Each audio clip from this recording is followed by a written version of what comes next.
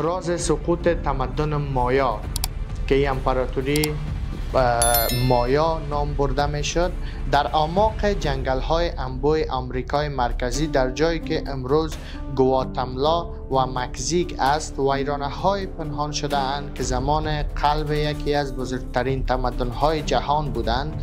تمدن مایا مردمان با تقویم های دقیق تر از ساعت های امروزی، معابد عظیم و دانش شگفت‌انگیز از ستارگان، اما روز ناگهان ناپدید شدند. شهرهایشان خالی ماند و تمدن عظیم فرو ریخت. چه شد که مایاها، این قوم رازآلود، از صفحه تاریخ محو شدند؟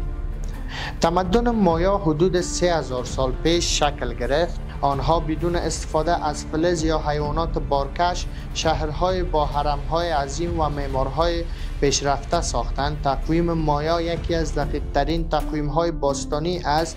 آنها حتی حرکت سیارات را پیش بینی می‌کردند. اما مایاها فقط منجمان نبودند، آنها جنگجویان بی‌رحم و کاهنان اسرارآمیز نیز بودند. زندگیشان ترکیب از علم، دین و خون بود. میان سالهای 205 تا 900 میلادی مایاها در اوج قدرت بودند. شهرهای چون تیکال، پالنکا و کوپان پر از معابد و رصدخانه‌های نجومی بودند. اما در درون این شکوه بذر نابودی نیز کاشته شد.